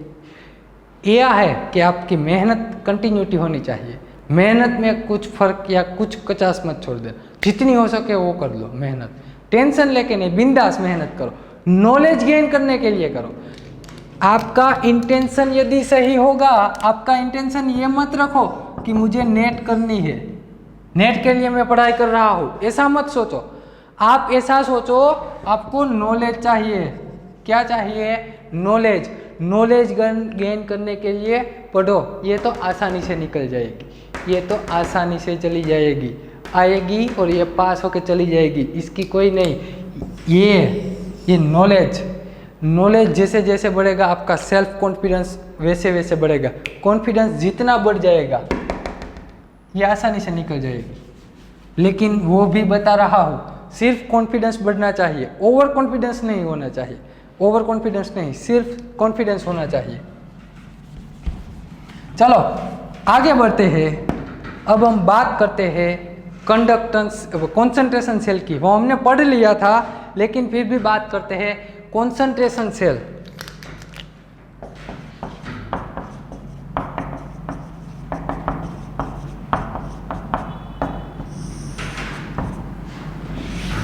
समझना कॉन्सेंट्रेशन सेल। कॉन्सेंट्रेशन सेल की सिंपल बातें हमने आगे डिस्कस कर ली थी कि क्या क्या बात कर ली थी। तो कि भाई जिंक था, Zn+2 था, दोनों इलेक्ट्रोड सेम होंगे, वो सारी बातें हो चुकी थी, मैं वो नहीं समझा रहा हूँ। इसमें कॉन्सेंट्रेशन की बात कर ली थी हमने, इसके प्रेशर की बात कर ली थी। प्रेशर क्या था? Pt, H2 सेम इलेक्ट्रोड होते हैं, HCl, H2 गैस और Pt। इसके प्रेशर P1, इसको P2 बोल के वो सारी बातें हो चुकी थी। ये सब बातें यहाँ देखो तो सोल्ट ब्रिज है और दोनों इलेक्ट्रोड सेम है, ये सारी बातें हमने की थी। लेकिन यहाँ हमने एक्टिविटी बाकी थी। चलो अब एक्टिविटी के बारे में देखते हैं। एक्टिविटी क्या होती है? कोई चेंज नहीं, जो आगे आता था वही आएगा, लेकिन यहाँ कई बार क्वेश्चन को ट्विस्ट करके या डिफिकल्ट करके पूछे जाते हैं। बहुत दो सेल रिएक्शन को कंबाइन करके पूछे जाते हैं, उसके बारे में आप स्टडी करते हैं। तो इसके लिए टाइटल लगा दीजिए कॉन्सेंट्रेशन सेल। कॉन्सेंट्रेशन सेल में क्या आएगा? दो पोर्शन थे, एक with LGP, without LGP, with LGP, without LGP। चलो इसको मैं अभी हटा देता हूँ, मैं आपको समझा रहा हूँ। एक और बात मैंने वहाँ बताई थी या नहीं बताई थी, अब सुन लो ना।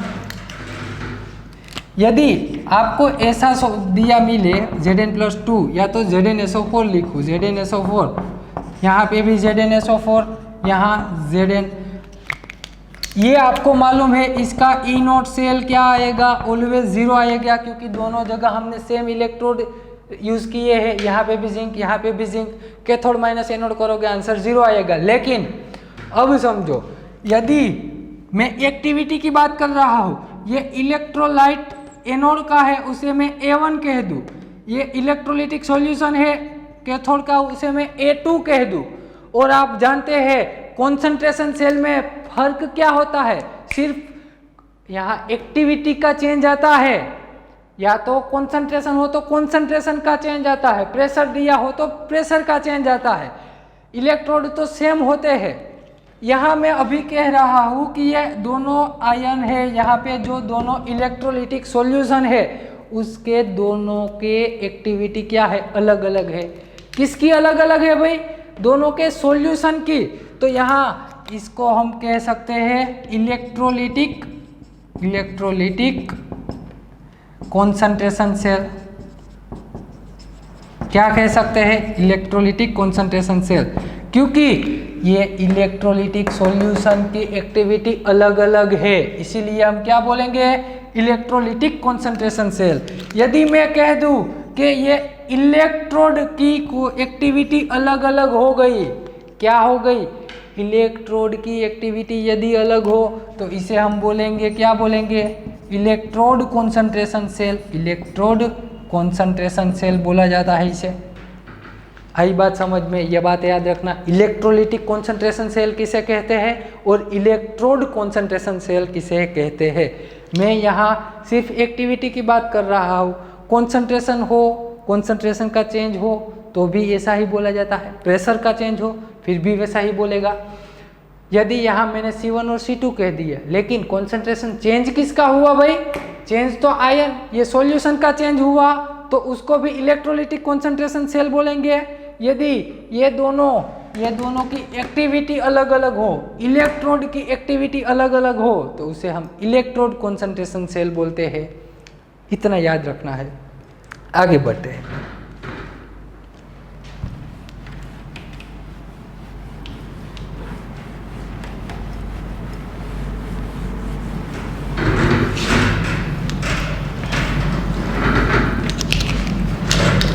यहाँ आता है एक विथ एलजीपी, विदाउट एलजीपी। पहला लिखो विदाउट एलजीपी, विदाउट एलजीपी।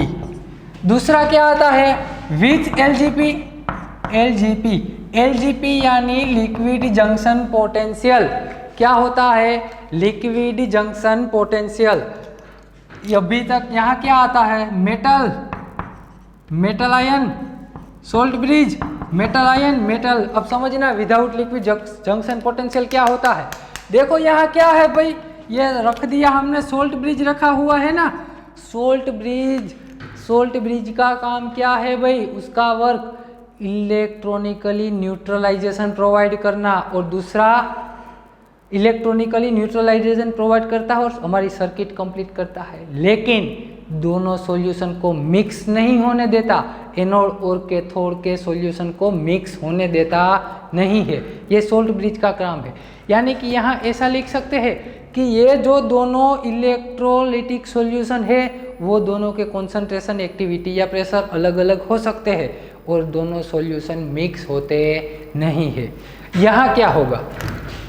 मान लीजिए यहाँ मैं जिंक का एग्जाम्पल लूँ तो यहाँ zinc Zn+2, salt bridge Zn+2 और जिंक, यहाँ हमने सोल्ट ब्रिज रख दिया और एनोड और कैथोड के दोनों के कॉन्सेंट्रेशन अलग अलग हो गए है, लेकिन वो दोनों सॉल्यूशन मिक्स नहीं हो रहे हैं। यहाँ मैं बात कर लूँ जिंक मेटल की तो यहाँ Zn+2 आ गया, ये आ गया आपका लिक्विड जंक्शन पोटेंशियल। समझना ये दोनों सॉल्यूशन मिक्स हो सकते हैं, ये दोनों सॉल्यूशन मिक्स हो सकते। मैंने यहाँ सोल्ट ब्रिज नहीं रखा है, इसी को लिक्विड जंक्शन पोटेंशियल बोला जाता है। मान लीजिए ये मैंने दो इलेक्ट्रोड रख दिए, यहाँ सॉल्यूशन है, यहाँ पे भी सॉल्यूशन है, एक ही असेंबली में मैंने सेट कर दिया, लेकिन ये दोनों में एक्टिविटी चेंज है, दोनों की एक्टिविटी चेंज है, तो बीच में आपको एक जंक्शन पोटेंशियल दिखेगा, उसी को हम क्या बोलते हैं? Liquid junction potential. ये दोनों की एक्टिविटी का डिफरेंस हमें बताता है। यहाँ आएगा एक्टिविटी का चेंज और ये आ गया हमारा लिक्विड जंक्शन पोटेंशियल। यहाँ पे दोनों सॉल्यूशन मिक्स हो सकते हैं, यहाँ पे दोनों सॉल्यूशन मिक्स नहीं हो सकते। ऐसे इलेक्ट्रोड हमने पढ़ लिए थे, ये भी पढ़ लिया था, हाइड्रोजन गैस इलेक्ट्रोड भी पढ़ लिया था। अरे हाँ बोल दो, पढ़ लिया था, मैंने ही पढ़ाया था। HCl H2 आ गया और ये प्लेटिनियम मेटल आ गई। यदि मैं इसकी एक्टिविटी A1 इसकी एक्टिविटी A2 कह दूँ तो ये दोनों इलेक्ट्रोलिटिक सॉल्यूशन की एक्टिविटी अलग अलग हो गई, तो इसे क्या कहते हैं? Electrolytic concentration cell. यदि मैं इसका प्रेशर P1 इसका प्रेशर P2 कह दूँ तो ये इलेक्ट्रोड की कॉन्सेंट्रेशन अलग हो गई, तो इसे इलेक्ट्रोड कॉन्सेंट्रेशन सेल बोला जाता है। ये सब हमने पढ़ लिया था। ये रहा सोल्ट ब्रिज, यानी कि ये दोनों सॉल्यूशन मिक्स नहीं हो सकते। तीसरा ये गैस इलेक्ट्रोड में आता है ना, गैस इलेक्ट्रोड। यहाँ दूसरा नंबर, ये पहला नंबर लिख लेना, पहला बीजा। तो ये थर्ड नंबर क्या आता है? देखो कॉम्पोजिट सेल, कॉम्पोजिट सेल या तो कॉम्बिनेशन सेल भी बोल सकते, कॉम्बिनेशन सेल। देखना ये कॉम्बिनेशन सेल क्या है, इसमें हम डिटेल में जाएंगे, लेकिन अभी कह देता हूँ। एक ये जो पूरा सेल है ना, ये पूरा सेल मैं लिखता हूँ। देखना ये पहला cell PT, H2, HCl, AgCl, और Ag। ये मैंने एक पूरा सेल लिख दिया, एनोड कैथोड लिख दिया। ये सेल दूसरा लिखता हूँ, Pt, H2, HCl, AgCl और Ag। ये मैंने दूसरा सेल लिखा है, दोनों सेम नहीं है क्योंकि ये दोनों की एक्टिविटी ध्यान से देखना। यदि ये HCl की एक्टिविटी में A1 कह दूँ, इसकी एक्टिविटी A2 कह दूँ, तो ये दोनों को कंबाइन होने से ये कंप्लीट, ये पूरा सेल है, ये भी एक पूरा सेल है क्योंकि यहाँ एनोड कैथोड, ये दोनों पूरे सेल है।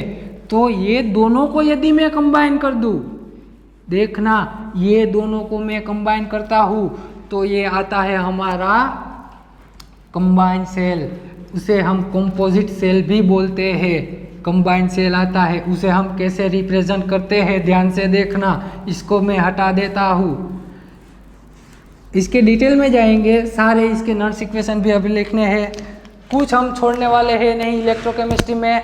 आप बस पढ़ाई करते रहो अच्छे से, मैं यहाँ पढ़ाता रहूँगा, आप पढ़ाई करते रहो। H2, HCl, AgCl, क्या बचा था Ag, दूसरा Ag यहाँ से कनेक्ट होकर यहाँ बना देगा AgCl, HCl, H2, Pt। ओह बहुत बड़ा हो गया, ये बहुत बड़ा हो गया। देखो इतना बड़ा सेल रिप्रेजेंटेशन पहली बार आया ना, अब आता रहेगा। इसको दूसरे एग्जाम में कभी ये दोनों Ag को एक ही Ag से रिप्रेजेंट करते हैं, ये सारी बातें अब हम पढ़ेंगे डिटेल में। AgCl हो गया, ये Ag, ये दोनों Ag को एक ही Ag से रिप्रेजेंट किया, Ag, HCl, H2 गैस और Pt। ये इसको कॉम्बिनेशन सेल बोलते हैं, इसके बारे में हम डिस्कस करेंगे। यहाँ आ जाए, यहाँ क्या होता है भाई, यहाँ लिख लो, इट इज़।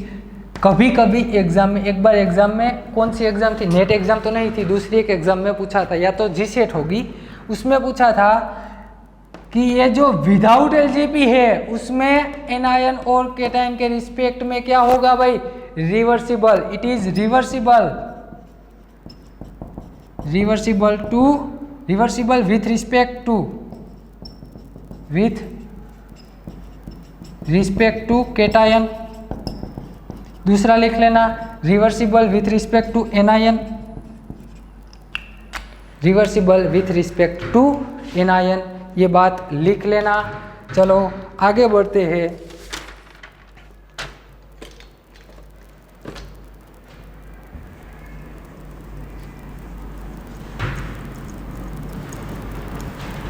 यहाँ दोनों के नीचे एक एक सेंटेंस लिखवाता हूँ मैं, वो लिख लेना, विथ LGP और विदाउट LGP में, दोनों में लिख लेना।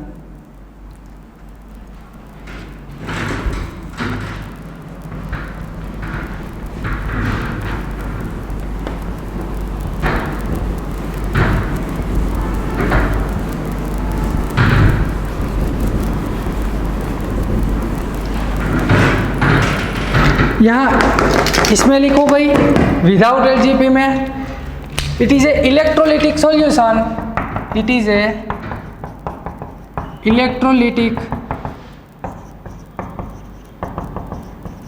सॉल्यूशन, ये इलेक्ट्रोलिटिक सॉल्यूशन है, and whose activity different and both solution are, दोनों मिक्स हो रहे हैं, नहीं हो रहे हैं, both solution are does not contact to each other, ये सॉल्यूशन एक दूसरे में मिक्स नहीं हो रहे। तो यहाँ आप लिख सकते हैं, it is a electrolytic solution whose activity different but both solution are contact with each other, दोनों सॉल्यूशन एक दूसरे के कॉन्टेक्ट में आते हैं। पहला टाइटल लगा दीजिए, without concentration cell without LGP, concentration cell without LGB, LGB नहीं है, यानी कि हमारे सोल्ट ब्रिज वाले एग्जाम्पल। अब हम इसके बात करेंगे जब आपको इलेक्ट्रोलिटिक सॉल्यूशन के डिफरेंट हो, यानी कि एक्टिविटी में इलेक्ट्रो सॉल्यूशन की डिफरेंट हो और दूसरी किसकी हो सकती है, इलेक्ट्रोड की हो सकती है। तो यहाँ लिखना in solution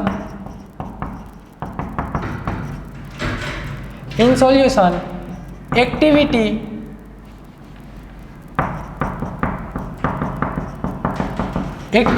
of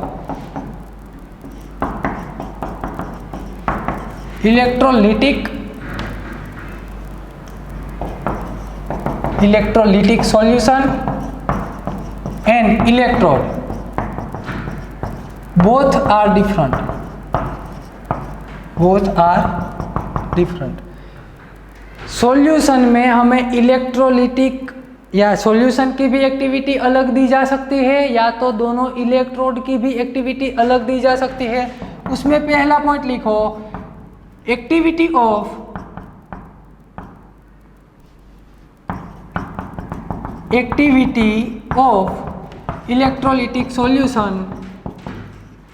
electrolytic solution is different.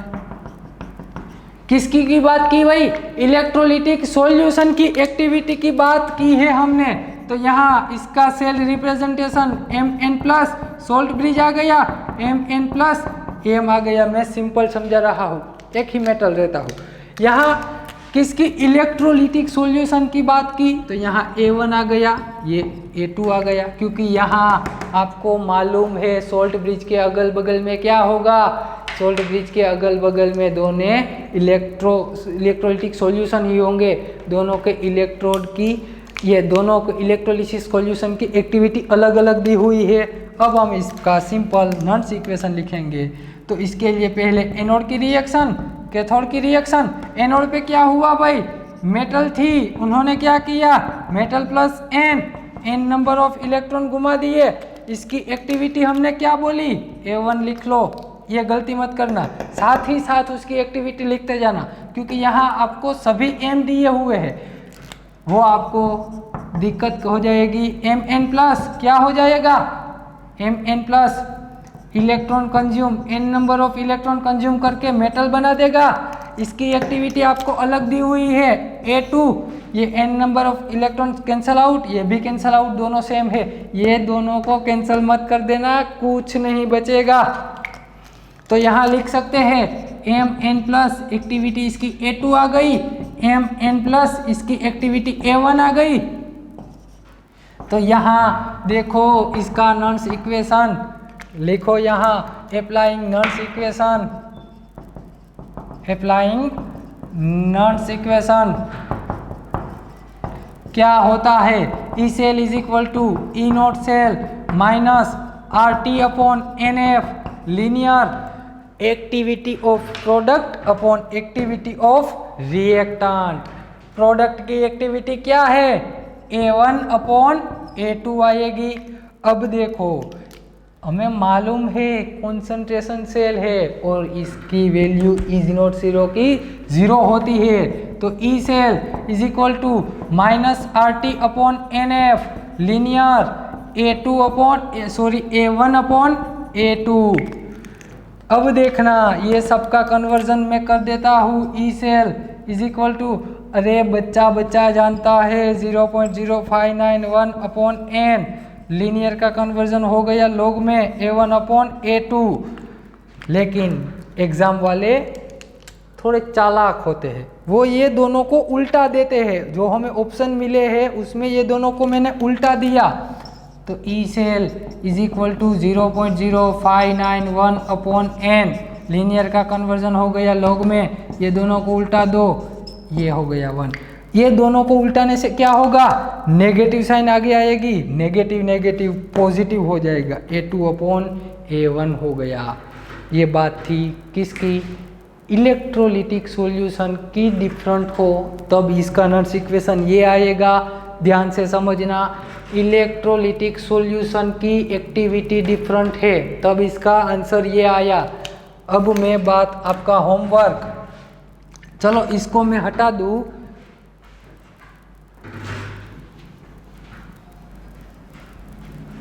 इसको हटा दूं, यहाँ बी लिख लेना, activity of electrode are different, electrode are different. तो यहाँ हम क्या लिखेंगे, ये A1 हो गया और ये A2 हो गया। यहाँ से आपका होमवर्क शुरू होता है, आपको यहाँ तक आना है। मिलते हैं अगले लेक्चर में, पढ़ाई करते रहना। अभी काफ़ी सारे एग्जाम्पल इसमें देखेंगे। Thank you very much.